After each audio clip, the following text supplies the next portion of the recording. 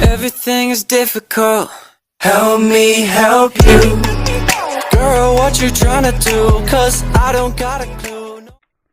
Good evening, folks. Welcome back to JCTV. I'm Jason, and tonight I'm going to be doing a response to a tag video from one of my friends. I think it was Jvonzombie done this one as well. Seems like his tag videos was Jvon. This is top 5 dinner guests. Now, trying to put dinner guests in order is a little bit difficult. So it's a bit up and down, but I'll go with them. Okay, I'll do them with reverse order. So number 5 we have Jvonzombie, best known for being a Formula 1 racing driver with the McLaren team. Did well, world champ one time, if I remember correctly. Never had much luck since, for various reasons. Teams just wrong, car just not having the best engine. Everyone knows about the messing around that they've had, McLaren have had with Honda in recent years, and he's kind of retired now. But he's always struck me as a pretty fair play bloke. You know, nice guy. I think you can have a bit of a laugh with him. And yeah, I think he'd be quite interesting to talk about, because I've been following Formula 1 since the must be about the mid 70s. I think 76. So show me age there.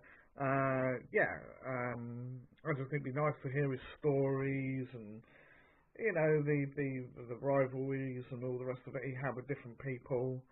Yeah, I think he'd be an interesting fellow to talk to. So number 4 we have, and I've got to try and remember. Yes, George Lucas, man who made Star Wars. Just because it's my favourite film of all time. From what I understand, he's not a very talkative chap, and he's probably sick to death of talking about it. But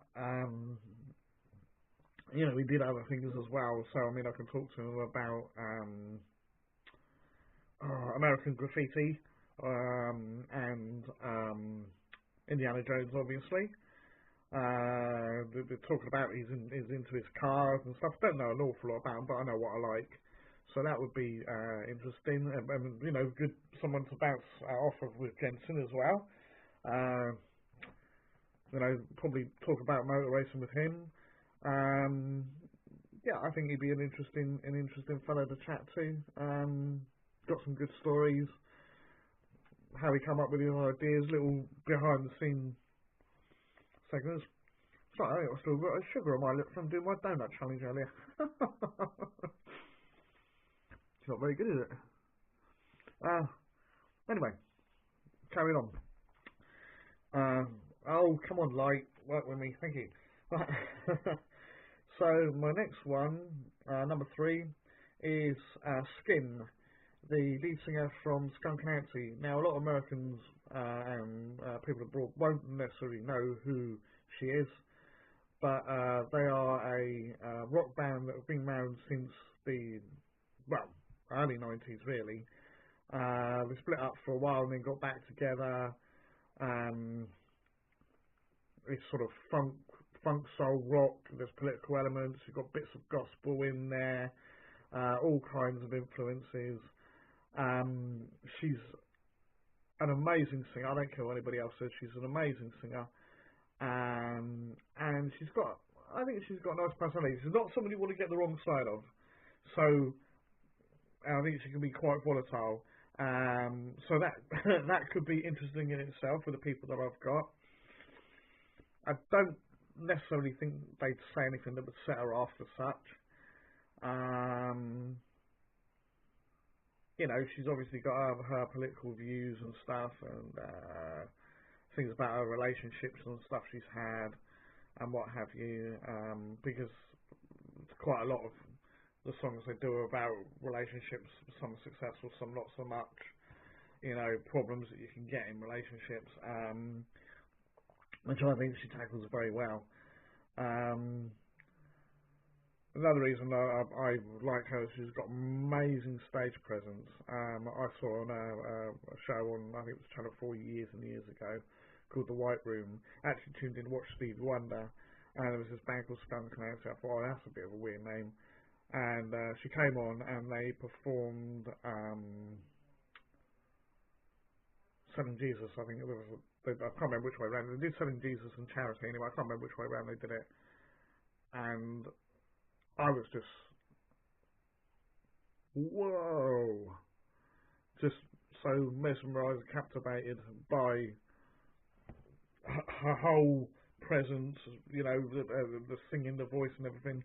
The music obviously helped as well. But I mean, it was rock. You know, good solid rock music. That you could dance to it, right, if you chose to do so. So yes, I think she'd be a good addition to the party. So okay, on to number 2. Got to pick this guy because I have met him, but I didn't really get to chat to him properly, and I'd love to do so. I'd love to pick his brains about things, and that's Mick Foley from the world of wrestling, mainly known for WWE. He had 3 different personas, or 4 if you count himself as well, but Cactus Jack, Dude Love, and Mankind. And they were always kind of quite messed up characters, or some are not quite going right in their heads. And, you know, he was supposed to have split personality. Now, that was all an act. And beeping outside. I think someone's using the microwave. So yeah, basically, I think he's quite a reasonable actor. If you can pull off 3 different characters and make them all believable as different people, then you're doing very, very well. Was he the best wrestler in the world? Maybe not, but he would go above and beyond the call of duty to put on a magnificent show, magnificent display. And you look at him, you wouldn't think he was that athletic, but he would do some amazing stuff. Just a guy his size should not be able to do. It's quite simple as that. He's in the business for 30 odd years. It's got to be, because I think he's around about my sort of age. It's got to be about 30 odd years, if not more. And I bet he's got some tales to tell from all the, working with people like Hogan, The Undertaker, Rock, Stone Cold, Shawn Michaels, Triple H, all the ones that I sort of know, and then, back further, I mean, people like Ricky the Dragon Steamboat, Macho Man, all that sort of, Ric Flair, obviously, and Sting. So yeah, I bet it's in the tales. How well he'd get on with the other guests, I think he'd get on fine, but whether they'd have much in common to talk about, perhaps not. That brings me to my number 1. Now, this guy is a hero of mine because he went through a hell of a lot of hardships in the name of his beliefs, standing up for what I consider basic human rights, regardless of who you are, where you come from, whatever. And that is Nelson Mandela. The guy's an absolute legend, doing what he did, putting up with what he put up with during his life, being imprisoned just for standing up for himself. And he didn't resort to violence or any of that nonsense. He was just saying, like, this is what I believe. I'm going to speak my mind. You can do what you want. They put him in prison for it, right? Which I think was wrong, because he wasn't advocating violence. He wasn't advocating terrorism. He wasn't doing any of that kind of thing. He was just saying, look, I'm black. I'm standing up for my people. I believe we have as much rights, to live our lives the way we want as any other race, so in this case, the whites. So why should I be treated any differently? Why should I be beaten down and brutalised and all the rest of that just because of the colour of my skin, right? And I think anybody that can stand up for what they believe in and get through all that crap and all that bullshit and yet still come out and then to become the president of the country is amazing. And yeah, maybe it didn't last very long for him, but he did it. And I think he did, in the time that he was doing it, he did a damn good job, and I think he did a lot for the country, in all aspects of his life. I think that, it's South Africa's a very different country now to, what it used to be. And in no small part to him. There's obviously the political side. I think there's quite a few of the guests would be interested in him. Someone would have to tell me if there has or there hasn't. But I wonder whether there's been a proper film of his life story and exactly what he had to put up with. And I'm talking up to his last moments. Because it just strikes me as a really, really interesting guy. A hell of a lot to tell the world, a hell of a lot to educate people with. I think it'd be fantastic. So yeah, I think I've waffled on plenty long enough. This is getting on to the 12-minute mark.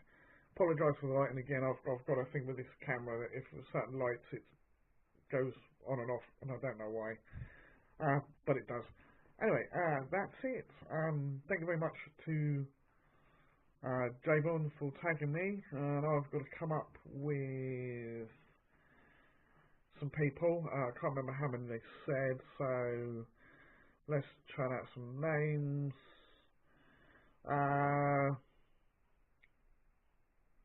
Let's go with Old Dirty Joe, who I've not tagged before.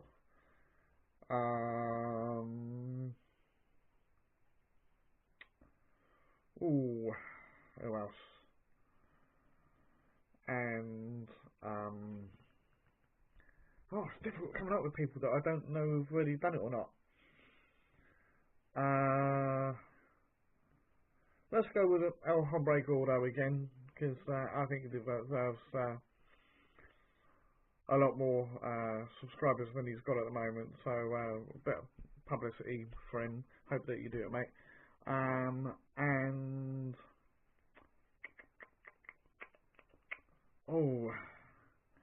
I don't know if Mr. Higgins will be watching, but I'll go for Stephen Higgins as well.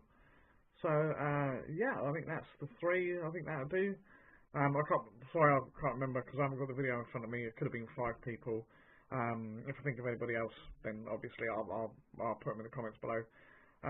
But yeah, all the people that I've said about, please go and check out their sites. And if you like what you see, obviously go and subscribe. In the meantime, I think that's it from me. It's getting late at night, so I've got a few things to do before bedtime, and I'm going to go and get some Z's. So, I will say, as always, if you like what you see, big thumbs up. If you don't, thumbs down. That's fair enough. And ring that bell. Click the notification box. Got to run the right way this time. Yes!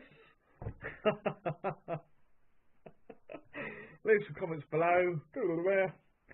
And above all else, if you haven't already done so, please hit that subscribe button.